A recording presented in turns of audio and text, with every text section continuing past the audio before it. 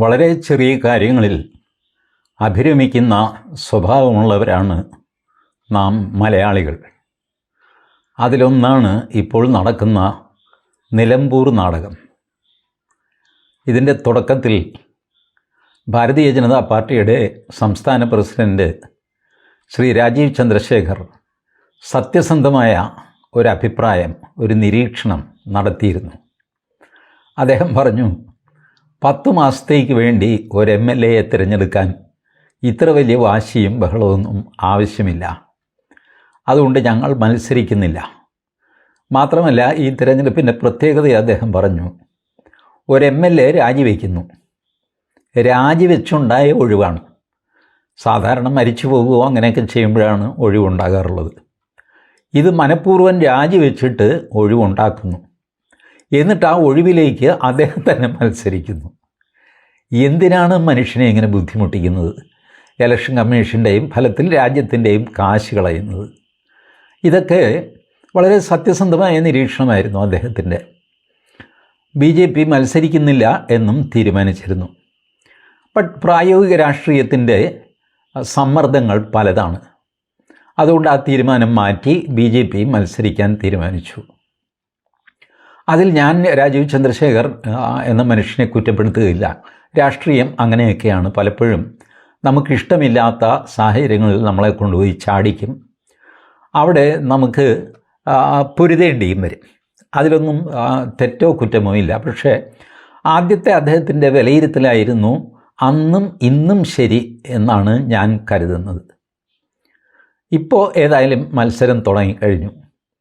സാധാരണഗതിയിൽ സംഭവിക്കുന്ന പോലെ LDF, UDF, BJP സ്ഥാനാർത്ഥികളുണ്ട്. ഇതുകൂടാതെ രാജിവെച്ച് വീണ്ടും മത്സരിക്കുന്ന PV അൻവർ എന്ന ആളുണ്ട്. അദ്ദേഹം സ്വതന്ത്രനാണ്. തൃണമൂൽ കോൺഗ്രസിൻ്റെ ചിഹ്നത്തിൽ മത്സരിക്കാൻ ആഗ്രഹിച്ചു. അതിൽ സാങ്കേതിക തടസ്സം വന്നു. അതുകൊണ്ട് സ്വതന്ത്രനായിട്ട് അദ്ദേഹം മത്സരിക്കുന്നു. ഇതുകൂടാതെ SDPAയുടെ സ്ഥാനാർത്ഥിയുണ്ട്, അഥവാ പോപ്പുലർ ഫ്രണ്ടിൻ്റെ സ്ഥാനാർത്ഥിയുണ്ട്. പിന്നെ കുറച്ച് സ്വതന്ത്രരുമുണ്ട്. അങ്ങനെ സാധാരണ ഒരു കേരള തിരഞ്ഞെടുപ്പിൻ്റെ എല്ലാ ചേരുവകളും ചേർന്ന ഒരു തിരഞ്ഞെടുപ്പ്. ഇതിൻ്റെ ഒരു പ്രത്യേകത, കുറച്ചു കാലമായിട്ട് കേരളത്തിൽ തുടങ്ങിയിരിക്കുന്നൊരു പ്രവണതയാണ് ഈ തീവ്ര മുസ്ലിം വിഭാഗങ്ങളിലെ, അവർക്ക് പാർട്ടിയുണ്ട്, പാർട്ടി ഇല്ലാത്തവരുമുണ്ട്. അവരുടെ പിന്തുണ ആർക്കാണ് എന്ന് എല്ലാവരും അന്വേഷിച്ചുകൊണ്ടിരിക്കും. അതിന് കാരണം കേരളത്തിലെ വലിയൊരു ശതമാനം നിയോജകമണ്ഡലങ്ങളിൽ ആര് ജയിക്കണം എന്ന് തീരുമാനിക്കുന്നത് മുസ്ലിങ്ങളാണ്. മുസ്ലിങ്ങളുടെ വോട്ട് എങ്ങോട്ട് പോകുന്നു എന്നതിനെ അനുസരിച്ചിരിക്കും ജയപരാജയങ്ങൾ. അതിനാൽ മുസ്ലിങ്ങളെ ആവുന്നത്ര കൂടെ നിർത്താൻ എല്ലാ പാർട്ടികളും ശ്രമിക്കും. BJP അതിൽ നിന്ന് ഒറ്റപ്പെട്ട് നിൽക്കുന്നു. അവരും ശ്രമിക്കാതിരിക്കാറൊന്നുമില്ല, അല്പസ്വല്പം ശ്രമങ്ങളൊക്കെ നടത്താറുണ്ട്. പക്ഷേ മനഃപൂർവമായ ഒരു ശ്രമം അവർ നടത്താറില്ല. കാരണം അവരുടെ വോട്ട് ബേസ് അവിടെ തീരെ കുറവാണ് എന്നവർക്കറിയാം. മറ്റു പാർട്ടികൾ അങ്ങനെയല്ല. അവരെ സംബന്ധിച്ചിടത്തോളം മുസ്ലിം വോട്ട് വളരെ പ്രധാനമാണ്. അതുകൊണ്ട് മുസ്ലിങ്ങളെ നോവിക്കാതെ കഴിയുന്നതും മുസ്ലിങ്ങളെ തലോടിയും പ്രശംസിച്ചും സഹായിച്ചും വിടുപണി ചെയ്തും കീഴടങ്ങിയും ഒക്കെ പോകുന്ന ഒരു പൊളിറ്റിക്സാണ് കേരളത്തിൽ. അതിന് നമുക്ക് കുറ്റം പറയാൻ പറ്റില്ല. ജനാധിപത്യത്തിൽ വോട്ട് വലിയൊരു ഘടകമല്ലേ. അതും മുസ്ലിങ്ങളുടെ വോട്ട് എൻ ബ്ലോക്കായിട്ട് നിൽക്കുമ്പോൾ അത് കിട്ടാൻ ആരും പരിശ്രമിക്കും. എൻ ബ്ലോക്കായിട്ട് കേരളത്തിലെ മുസ്ലിം വോട്ടിൻ്റെ ഒരു അട്ടിപ്പേറ് കൊണ്ടു നടന്നത് എത്രയോ കാലമായിട്ട് മുസ്ലിം ലീഗാണ്. കഴിഞ്ഞ കുറേ വർഷങ്ങളായിട്ട് അതിൽ വിള്ളലുകൾ വീഴ്ത്താൻ മുസ്ലിങ്ങളിലെ തീവ്ര ചിന്താഗതിയുള്ള വിഭാഗങ്ങൾ ശ്രമിക്കുന്നു. അതിൽ ജമായത്തെ ഇസ്ലാമിയുണ്ട്, അവരുടെ പാർട്ടിയുണ്ട്, വെൽഫെയർ പാർട്ടി. പോപ്പുലർ ഫ്രണ്ടുണ്ട്, അവരെ നിരോധിച്ചിരിക്കുന്നു. അതിനാൽ അവർ SDPA ആയിട്ട് പ്രവർത്തിക്കുന്നു. അത് ഒരു വിഭാഗം. PDP, അബ്ദുൽ നാസർ മദനിയുടെ ഒരു വിഭാഗം. ഈ 3 പേരാണ് പ്രമുഖ വിഭാഗങ്ങൾ. പിന്നെ പാർട്ടിയായിട്ട് മത്സരിച്ചില്ലെങ്കിലും വോട്ടിൽ നിർണായകമായ സ്വാധീനമുള്ളവരാണ് ഈ സമസ്ത കേരള ജംഇയ്യത്തുൽ ഉലമയുടെ കാന്തപുരം വിഭാഗം, പിന്നെ EK വിഭാഗം എന്നറിയപ്പെടുന്ന സുന്നികൾ. ഇവരൊക്കെ ചേർന്നതാണ് കേരള രാഷ്ട്രീയത്തിലെ കുഴമറിച്ചിൽ. അല്പം തെക്കോട്ട് വന്നു കഴിഞ്ഞാൽ പിന്നെ ക്രിസ്ത്യൻ ഗ്രൂപ്പുകളും ഇതിൻ്റെ കൂടെ ചേരും. ഏതായാലും നിലമ്പൂർ ക്രിസ്ത്യാനികൾ ഒരു നിർണായക വോട്ട് ശതമാനം ഉണ്ടെങ്കിലും അവരവരുടേതായ ഒരു ഐഡൻറ്റിറ്റി പൊളിറ്റിക്സ് അവിടെ പുറത്തെടുത്തിട്ടില്ല. ഇനി അകത്ത് ഉള്ളിലൂടെ അടിയൊഴുക്കായിട്ട് ഉണ്ടോ എന്നെനിക്കറിയില്ല. ഏതായാലും പ്രകടമായ രീതിയിൽ ക്രൈസ്തവ സഭ ഇതിൽ ഇടപെടാനൊന്നും പോയിട്ടില്ല. എന്നാൽ ക്രൈസ്തവ സഭ, അതായത് കത്തോലിക്ക സഭ, കോൺഗ്രസ്സിന് ഒരു മുന്നറിയിപ്പ് കൊടുത്തു. UDFന്, നിങ്ങൾ ഈ ജമായത്തെ ഇസ്ലാമിയുമായിട്ടുള്ള കൂട്ടുകെട്ടൊന്നും അത്ര നല്ലതിനല്ല കേട്ടോ, തെരഞ്ഞെടുപ്പ് നിലമ്പൂർ മാത്രമല്ല ബാക്കി സ്ഥലത്തും ഒക്കെ വരും എന്നൊരു മുന്നറിയിപ്പ് ഒരു പത്രക്കാർക്ക് കൊടുത്ത കുറിപ്പിലൂടെ, കത്തിലൂടെ അവരറിയിച്ചിട്ടുണ്ട്. അതിൻ്റെ സന്ദേശം വളരെ വ്യക്തമാണ്.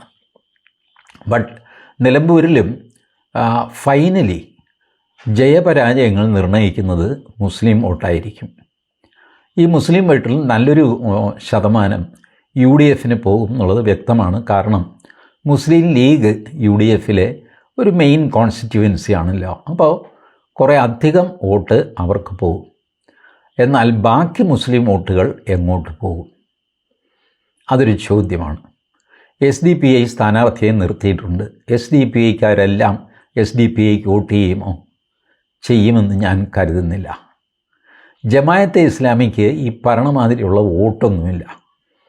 ബട്ട് ബൗദ്ധികമായിട്ട് കേരളത്തിലെ CPM ജമായത്തെ ഇസ്ലാമി ചിന്താധാരയ്ക്ക് കീഴിലാണ്.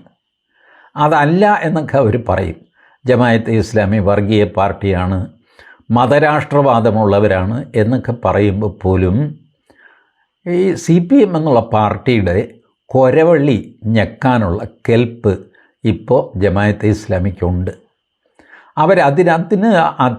അത്രയധികം അവർ CPMൽ നുഴഞ്ഞു കയറിയിരിക്കുന്നു ബൗദ്ധിക തലത്തിൽ.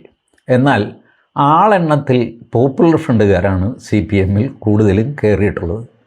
പോപ്പുലർ ഫ്രണ്ട് നിരോധിച്ചു കഴിഞ്ഞപ്പോൾ അവർ ഏറ്റവും നല്ല ആശ്രയമായി കണ്ടത് ഇതിനെയാണ്, CPMനെയാണ്. അങ്ങനെ CPMൽ ആളെണ്ണം പോപ്പുലർ ഫ്രണ്ടുകാർ കൂടുതൽ. ഈ പോപ്പുലർ ഫ്രണ്ടും ജമായത്തെ ഇസ്ലാമിയും ഒക്കെ ഈ ചുട്ട് തല്ലിക്കഴിയുമ്പോൾ കൊല്ലനും കൊല്ലത്തിയും ഒന്ന് എന്നൊക്കെ പറയുന്ന പോലെ ആത്യന്തികമായിട്ട് എടുത്തു കഴിഞ്ഞാൽ ഇവരൊക്കെ ഒന്ന് തന്നെയാണ്. ചില്ലറ വ്യത്യാസങ്ങളേ ഉള്ളൂ ചില കാര്യങ്ങളിൽ. ഇപ്പോൾ എങ്ങനെ കൊല്ലണം, എങ്ങനെ അറുക്കണം, ബിസ്മി ചൊല്ലണോ ചൊല്ലാതെ ഇറക്കാമോ, ഇങ്ങനെയൊക്കെയുള്ള വ്യത്യാസങ്ങൾ മാത്രമേ ഇവർ തമ്മിലുള്ളൂ. അതല്ലെങ്കിൽ ഇവരൊക്കെ ഒന്ന് തന്നെയാണ്. PDPയും തഥൈവ. PDPക്ക് ഈ പറയുന്ന മാതിരിയുള്ള വോട്ടൊന്നും നിലമ്പൂരിൽ നിന്നല്ല ഒരിടത്തുമില്ല. PDPയുടെ നേതാവ് അബ്ദുൽ നാസർ മദനി ഇപ്പോഴും ബാംഗ്ലൂർ ചിന്നസ്വാമി സ്റ്റേഡിയത്തിൽ നടന്ന സ്ഫോടനത്തിൻ്റെ കേസിൽ പ്രതിയാണ്, ജാമ്യത്തിലാണ്. ഇതിപ്പോൾ രാഷ്ട്രീയക്കാരും ഓർക്കാൻ ഇഷ്ടപ്പെടാത്ത കാര്യമാണ്. അവരാരും ഇത് പുറത്ത് പറയുകയുമില്ല. പുറത്ത് പറഞ്ഞില്ല എന്ന് വിചാരിച്ചിട്ട് ജാമ്യത്തിലുള്ള ആൾ വെറുതെ വിടപ്പെട്ടവനാകുന്നില്ലല്ലോ. ജാമ്യമാണ്. ജാമ്യത്തിലാണ് മദനി കഴിയുന്നത്.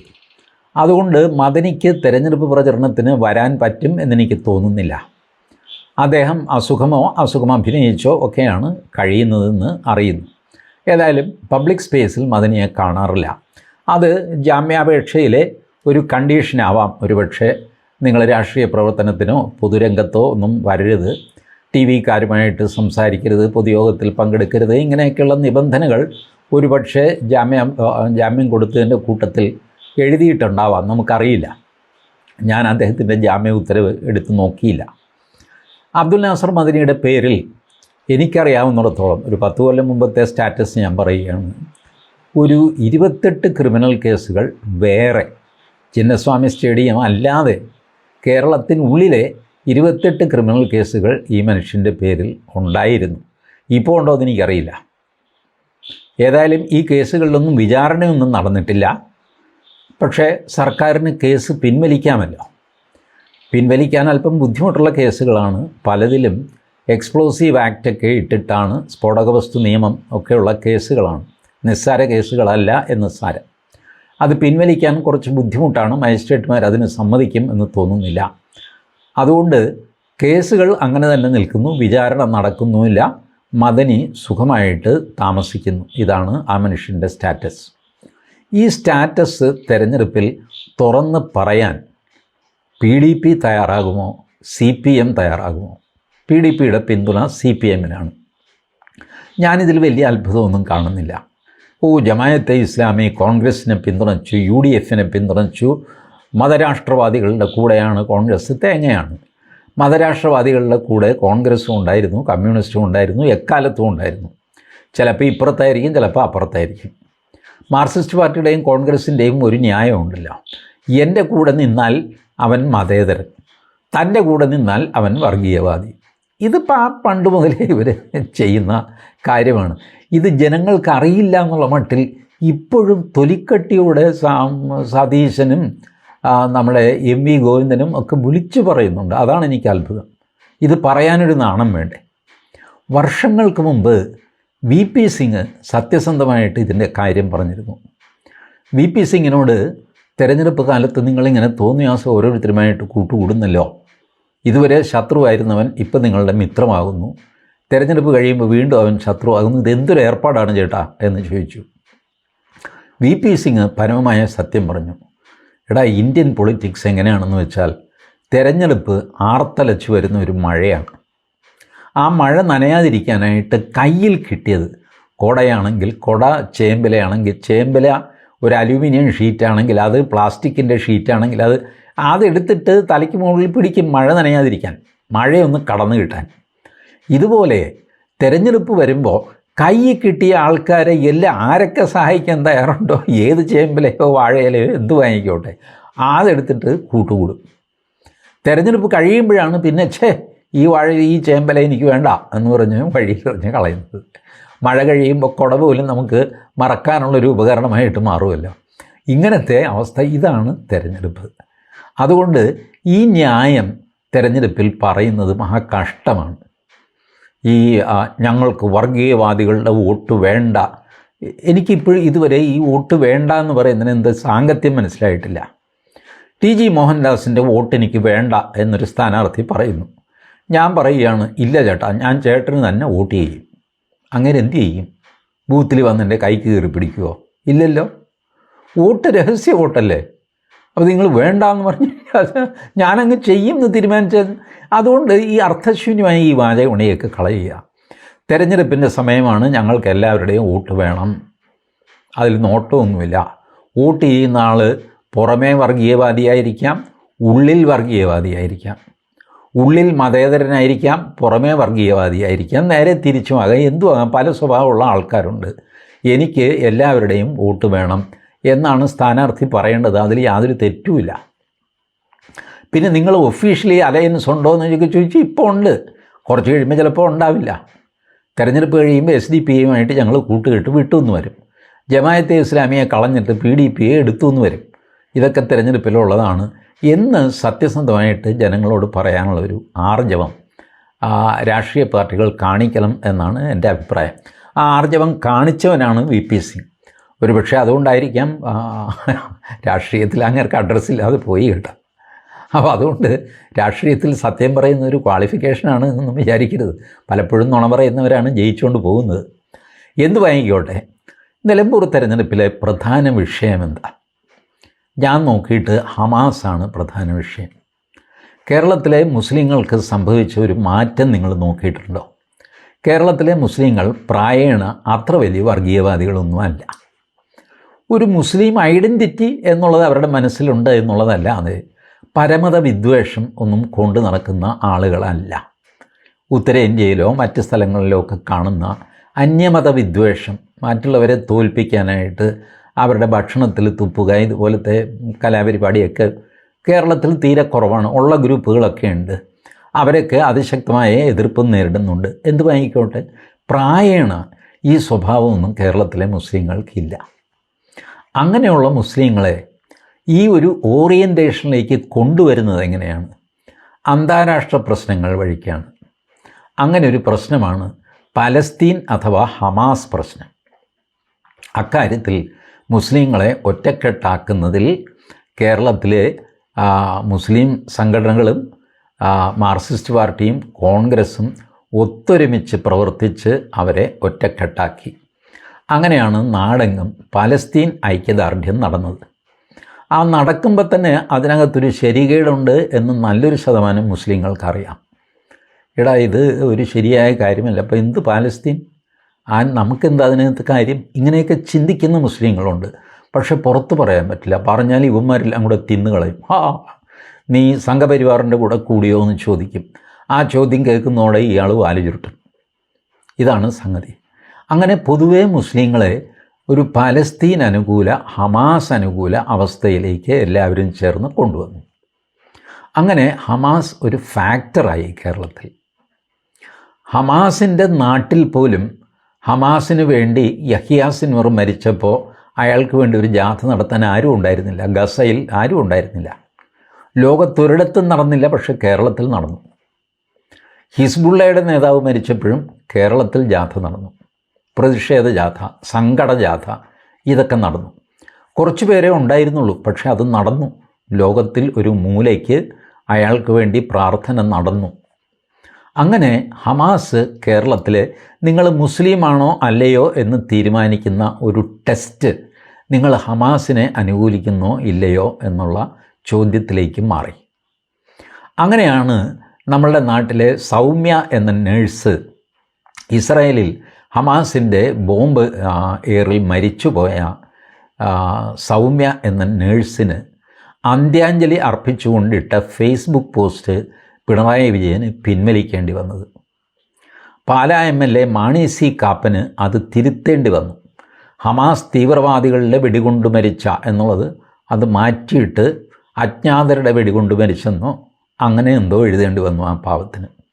അത്രയ്ക്കാണ് ഹമാസിൻ്റെ പിടുത്തം. നമ്മളുടെ പഹൽഗാം അറ്റാക്കിന് തൊട്ടു മുമ്പായിട്ട് പാകിസ്ഥാനിൽ ഹമാസിൻ്റെ ഒരു ടീം വന്നിരുന്നു എന്നുള്ളത് വ്യക്തമായ വാർത്തയാണ്. അവർ വന്നത് എന്തിനാണെന്നറിയില്ല, ട്രെയിനിങ് കൊടുക്കാനോ വേറെ എന്തെങ്കിലും ആവശ്യത്തിനോ സാമ്പത്തിക സഹായത്തിന് വേണ്ടിയിട്ടോ എന്തിനുമാകാം അവർ വന്നിരുന്നു. അതോടെ പാകിസ്ഥാനും ഇക്കാര്യത്തിൽ ഒരു റോളുണ്ടായി. അപ്പോൾ നിലമ്പൂർ ജയിക്കണമെങ്കിൽ 2 പേർക്ക് നിങ്ങൾ സിന്ദാബാദ് വിളിക്കണം. ഒന്ന് ഹമാസിനും ഒന്ന് പാകിസ്ഥാനും. ഇത് പരസ്യമായിട്ട് വിളിച്ചാൽ ഇപ്പുറത്ത് ക്രിസ്ത്യൻ ഹിന്ദു കൺസോളിഡേഷൻ ഉണ്ടാവും. അതുകൊണ്ട് പരസ്യമായിട്ട് വിളിക്കാൻ സാധ്യമല്ല. രഹസ്യമായിട്ടിത് പറഞ്ഞുകൊണ്ട് നടക്കാം, പക്ഷേ അതിന് ഇഫക്റ്റ് കുറഞ്ഞു പോകും. ഈ കളിയിൽ ഇപ്പം ജയിച്ച് നിൽക്കുന്നത് CPMൻ്റെ M സ്വരാജാണ്. കാരണം M സ്വരാജ് ഹമാസിനെയും പിന്തുണച്ചു, പാലസ്തീനെയും പിന്തുണച്ചു. അത് തെരഞ്ഞെടുപ്പിനൊക്കെ വളരെ മുമ്പായിരുന്നു. ഹമാസ് എന്ത് ദ്രോഹം ചെയ്താലും ന്യായം അവരുടെ ഭാഗത്താണ് എന്ന് പ്രഖ്യാപിച്ച ഭൂലോകത്തെ ഏക മനുഷ്യൻ യഹ്യാ സിൻവർ പോലും അല്ല, M സ്വരാജാണ്. M സ്വരാജ് പറഞ്ഞു അവരെന്ത് അപരാധം ചെയ്താലും അപരാധമല്ല, അവർക്ക് ബലാത്കാരം ചെയ്യാം, അതിന് ഇസ്രായേലിലെ പെണ്ണുങ്ങളും നമ്മുടെ നാട്ടിലെ പെണ്ണുങ്ങൾ വരെ കിടന്നു കൊടുക്കേണ്ടതാണ് എന്ന് അസന്നിഗ്ധമായിട്ട് പ്രഖ്യാപിച്ച ലോകത്തെ ഏക മനുഷ്യൻ M സ്വരാജാണ്. ഹിസ്ബുള്ളയോ ഹമാസോ ഹൂത്തിയോ പോലും അത് പറയാൻ ധൈര്യപ്പെട്ടിട്ടില്ല. ചെയ്തിട്ടൊക്കെ ഉണ്ട്, പക്ഷെ പറഞ്ഞിട്ടില്ല. ഇതിങ്ങനെ ബോൾഡായിട്ട് ഫേസ്ബുക്കിൽ അങ്ങോട്ട് പറഞ്ഞു. എന്ത് തെമ്മാടിത്തരം അവർക്ക് ചെയ്യാം, ലോകം അതിന് വഴിപ്പെടേണ്ടത് ആവശ്യമാണ്, അവരെ കുറ്റപ്പെടുത്താൻ സാധ്യമല്ല. ഇത്ര നല്ലൊരു സപ്പോർട്ട് വേറെ ആര് കൊടുക്കും? പിന്നെ പെഹൽഗാം സംഭവം കഴിഞ്ഞു, നമ്മൾ പാകിസ്ഥാനുമായിട്ട് ഇടഞ്ഞു നിൽക്കുമ്പോൾ, യുദ്ധം നടക്കുമ്പോൾ സ്വരാജ് അടുത്ത ഫേസ്ബുക്ക് പോസ്റ്റ് ഇട്ടു, യുദ്ധം കൊണ്ട് ഒരു പ്രയോജനവുമില്ല, സമാധാനമാണ് വേണ്ടത്. ആ സമയത്ത് ആ പ്രസ്താവന ആർക്കെതിരെയാണ്? ഭാരതത്തിനെതിരെയാണ്. ഭാരതമാണല്ലോ യുദ്ധം തുടങ്ങിയത്. അപ്പോൾ ഭാരതത്തിനെതിരെയാണ് സ്വരാജിൻ്റെ ഫേസ്ബുക്ക് പോസ്റ്റ്. ഭാരതത്തിനെതിരെ എന്ന് പറഞ്ഞാൽ പാകിസ്ഥാൻ അനുകൂലമായിട്ടാണ്. അങ്ങനെ പാകിസ്ഥാനെയും അനുകൂലിച്ചു, ഹമാസിനെയും അനുകൂലിച്ചു. ഈ 2 ക്വാളിഫിക്കേഷനും M സ്വരാജിനുണ്ട്. ഒരു സാധാരണ മുസ്ലിം നോക്കുമ്പോൾ 2 ക്വാളിഫിക്കേഷനും ഒത്ത ആൾ M സ്വരാജാണ്. അതുകൊണ്ട് M സ്വരാജിന് വോട്ട് ചെയ്യാൻ തീരുമാനിക്കും. എന്നാൽ അവരുടെ പാർട്ടികൾ ജമായത്തെ ഇസ്ലാമി UDFൽ നിൽക്കുന്നു, SDPI സ്വതന്ത്രമായിട്ട് നിൽക്കുന്നു, PDP CPMൻ്റെ കൂടെ നിൽക്കുന്നു. അപ്പോൾ ധർമ്മസങ്കടത്തിൽ പെടേണ്ടതാണ് സാധാരണ. പക്ഷേ ഇത് ഒരു ഇടക്കാല തെരഞ്ഞെടുപ്പായതുകൊണ്ട്, ഉപതെരഞ്ഞെടുപ്പായതുകൊണ്ട് 10 മാസത്തേക്ക് ഉള്ളൂ എന്നുള്ളത് കൊണ്ട് ഇതിന് വലിയ കോൺസിക്വൻസസ്, അനന്തഫലങ്ങളൊന്നും ഉണ്ടാവില്ല എന്നറിയാവുന്നത് കൊണ്ട് സാധാരണ മുസ്ലിം എന്ത് ചെയ്യും? ഈ 2 qualification, pro Palestine, pro Hamas അല്ലെങ്കിൽ പ്രോ പാകിസ്ഥാൻ, ഇത് രണ്ടും തികഞ്ഞ ഒരു സ്ഥാനാർത്ഥിക്ക് വോട്ട് ചെയ്യും. അങ്ങനെ എം സ്വരാജിനായിരിക്കും അവരുടെ വോട്ട് പോകുന്നത്. സ്വരാജ് ജയിക്കാനാണ് സാധ്യത. സ്വരാജ് മഹാനായതുകൊണ്ടോ CPM മഹത്തായൊരു പാർട്ടി ആയതുകൊണ്ടോ ഒന്നുമല്ല. സ്വരാജിന് കിട്ടുന്ന വോട്ട് ഹമാസിന് കിട്ടുന്ന വോട്ടാണ്, പാകിസ്ഥാന് കിട്ടുന്ന വോട്ടാണ്. ഈ തെരഞ്ഞെടുപ്പിൽ ഹമാസും പാകിസ്ഥാനുമാണ് സ്ഥാനാർത്ഥികൾ. ഹമാസിൻ്റെയും പാകിസ്ഥാൻ്റെയും പിന്തുണ സ്വരാജിനുള്ളതിനാൽ നിലമ്പൂരുള്ള മുസ്ലിങ്ങൾ കൂടുതൽ പേരും സ്വരാജിന് വോട്ട് ചെയ്യാനായിരിക്കും തീരുമാനിക്കുക. എല്ലാവരും എന്ന് പറയാൻ പറ്റില്ല. അപ്പോഴും കുറച്ചൊക്കെ മുസ്ലിം ലീഗ് പിടിച്ചു നിർത്തും, കുറച്ച് അൻവർ കൊണ്ടുപോകും. ജമായത്തെ ഇസ്ലാമിക്കോ PDPക്കോ അത്ര വലിയ സ്വാധീനമൊന്നും എനിക്കില്ല, ഉണ്ടെന്ന് ഞാൻ കരുതുന്നില്ല. പക്ഷേ അവരുണ്ടാക്കുന്ന അന്തരീക്ഷത്തിന് ഒരു സ്വാധീനമുണ്ട്. അവർക്ക് സ്വാധീനമില്ല. പാർട്ടി എന്നുള്ള നിലയ്ക്ക് അവർക്ക് അംഗങ്ങളില്ല, പ്രവർത്തകരില്ല, കാര്യമായ സംഗതിയൊന്നും അവർക്ക് ചെയ്യാനില്ല. പക്ഷേ ഒരു ചിന്താഗതി എന്നുള്ള നിലയ്ക്ക് അവർ മുസ്ലിം സമുദായത്തിൽ ഉണർത്തിവിട്ട ഒരു തീവ്ര വികാരമുണ്ടല്ലോ, അതിൻ്റെ കൂടെയായിരിക്കും ഇത്തവണ നിലമ്പൂർ സഞ്ചരിക്കുക. മറ്റ് കുഴപ്പമൊന്നും ഉണ്ടായില്ലെങ്കിൽ സ്വരാജ് ചെറിയൊരു ഭൂരിപക്ഷത്തിന് നിലമ്പൂർ ജയിക്കും. ഇനി തോൽക്കാനുള്ള സാധ്യത എന്താ? കേരളത്തിൽ ഇതുവരെ നമ്മൾ കേൾക്കാത്ത ഒരുപാട് പേരുകൾ ഇപ്പോൾ കേൾക്കുന്നുണ്ട്. നിങ്ങൾ ശ്രദ്ധിച്ചിട്ടുണ്ടോ? ജെഫ്രി മുത്തുക്കോയ തങ്ങൾ. ഈ പേര് ആരായിങ്ങേര് എന്ന് ചോദിച്ചാൽ പെട്ടെന്നാർക്കും പറയാൻ പറ്റില്ല. ഭൂരിപക്ഷം പേർക്കും, രാഷ്ട്രീയം സൂക്ഷ്മമായിട്ട് നിരീക്ഷിക്കുന്നവർക്ക് അറിയാമായിരിക്കും. അടുത്ത കാലത്ത് പ്രോമിനൻസിൽ വന്ന ഒരു പൊളിറ്റിക്കൽ ഫിഗറാണ്. എന്നാൽ അങ്ങേര് ഒരു പൊളിറ്റിക്കൽ പാർട്ടിയുടെ വക്താവാണോ? അല്ല. ജെഫ്രി മുത്തുക്കോയ തങ്ങൾ, നാസർ ഫൈസി കൂടത്തായി, ഉമർ മുക്കം, ഇതുപോലെയുള്ള പേരുകൾ ഞാൻ പറയുമ്പോൾ നിങ്ങൾ ഇത് കേട്ടിട്ടുണ്ടല്ലോ, നാസർ ഫൈസി കൂടത്തായി എന്നൊക്കെ പറഞ്ഞ് നിങ്ങൾക്ക് ഓർമ്മ വരും. ആരെ ഈ കക്ഷി എവിടെയോ കേട്ടിട്ടുണ്ട് എന്ന് ഓർമ്മ വരും. ഇതുപോലെ അറിയപ്പെടാത്ത പല ക്യാരക്ടേഴ്സും പ്രോമിനൻസിലേക്ക് വരുന്നു ഇസ്ലാമിലെ. അവർ കൂടുതലും ഒരല്പം തീവ്ര ചിന്താഗതിയോട് അടുത്ത് നിൽക്കുന്നവരും, തീവ്രമായി എന്ന് തോന്നിക്കഴിഞ്ഞാൽ ഒരു ചുവട് പുറകോട്ട് വയ്ക്കാൻ മടിയില്ലാത്തവരും, അല്ല അങ്ങനെയല്ല ഞാനിങ്ങനെയാണ് ഉദ്ദേശിച്ചത് എന്നൊക്കെ പറയാനുള്ള തൊലിക്കട്ടിയുള്ളവരും ഒക്കെയാണ്. അപ്പോൾ പുതിയൊരു ഒരു രാഷ്ട്രീയ സാമൂഹ്യ നേതൃത്വം, രാഷ്ട്രീയം എന്ന് പറയാൻ പാടില്ല, സാമൂഹ്യ നേതൃത്വം മുസ്ലിങ്ങളുടെ ഇടയിൽ ഉണ്ടായി വരുന്നു. പഴയ പൊളിറ്റീഷ്യൻസ്, നേരത്തെയൊക്കെ നമുക്ക് ഏറ്റവും വലിയ പൊളിറ്റീഷ്യൻ, മുസ്ലിം പൊളിറ്റീഷ്യൻ എന്ന് പറഞ്ഞാൽ പാണക്കാട് തങ്ങളാണ്. അത് PMS പൂക്കോയ തങ്ങളാണെങ്കിലും, ബാഫക്കി തങ്ങളാണെങ്കിലും, ശിഹാബ് തങ്ങളാണെങ്കിലും, ഏത് തങ്ങളാണെങ്കിലും തങ്ങൾ, പാണക്കാട്ടെ തങ്ങൾ, ഇതായിരുന്നു അൾട്ടിമേറ്റ് മുസ്ലിങ്ങളുടെ. ഇപ്പോൾ അത് മാറി. ഇപ്പോൾ അതിന് ഒരുപാട് അവകാശികൾ വന്നിരിക്കുന്നു. പലരും ആക്രോശിക്കുന്നു, വഴക്കുണ്ടാക്കുന്നു. അവർ TV-യിൽ വരുന്നു, അവരുടെ പേര് പത്രത്തിൽ വരുന്നു, അവർ പ്രസ്താവന ഇറക്കുന്നു, അവരുടെ മുമ്പിൽ പിണറായി വിജയൻ കീഴടങ്ങുന്നു, VD സതീശൻ ഓച്ചാനിക്കുന്നു. ഈ രീതിയിലേക്ക് പോകുന്നു കേരള രാഷ്ട്രീയം. ഇതിന് കാരണം മുസ്ലിങ്ങളുടെ ജനസംഖ്യ വർദ്ധിച്ചു വരുന്നു എന്നുള്ളതാണ്. 2011 കണക്കല്ലേ നമ്മുടെ ഉള്ളൂ. കേരളത്തിൽ ഇപ്പോൾ ഹിന്ദു ഭൂരിപക്ഷമാണ് എന്നൊന്നും ഞാൻ കരുതുന്നില്ല. ഹിന്ദു 50% താഴെ നിശ്ചയമായിട്ടും പോയിട്ടുണ്ട് എന്ന് ഞാൻ കരുതുകയും ചെയ്യുന്നു.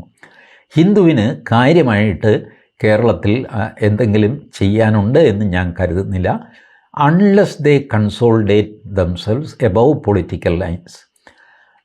ഹിന്ദുക്കൾ പൊതുവെ CPMന് വോട്ട് ചെയ്യുന്നവരാണ്. അത് CPM ഹിന്ദു വിരോധിയാണെന്നൊക്കെ അറിയാം, അതൊന്നും അറിഞ്ഞുകൂടായിട്ടൊന്നുമല്ല. ബട്ട് സ്വഭാവേനയും പിന്നെ ഒരുപാട് പിൻവാതിൽ നിയമനം, അത് ഇത് തൊഴിലുറപ്പ്, എന്തെല്ലാം സഹായങ്ങളാണ് CPMൻ്റെ കെട്ടുപാടുകളാണ്. ഇത് കൂടാതെ ഭീഷണിയും, കൊന്നുകളയും സ്ഥലം മാറ്റിക്കളയും, ഇങ്ങനെയൊക്കെയുള്ള ഭീഷണി, ഇതൊക്കെ വന്നിട്ട് നല്ലൊരു ശതമാനം ഹിന്ദുക്കളും അതിലും കുറവാണെങ്കിലും ക്രിസ്ത്യാനികളും CPMന് വോട്ട് ചെയ്തുകൊണ്ടിരിക്കുന്നു. അപ്പോൾ ഈ വോട്ടെല്ലാം ചേർത്ത് സ്വരാജിന് ജയിക്കാനാണ് ഞാൻ സാധ്യത കാണുന്നത്. സ്വരാജിൻ്റെ ജയം പാകിസ്ഥാൻ്റെ ജയമായിരിക്കും, ഹമാസിൻ്റെയും ജയമായിരിക്കും. ആര്യാടൻ ഷൗക്കത്തിനും വിജയസാധ്യത കുറവൊന്നുമല്ല. അദ്ദേഹത്തിനും ഞാൻ വിജയം ആശംസിക്കുന്നു. Thank you.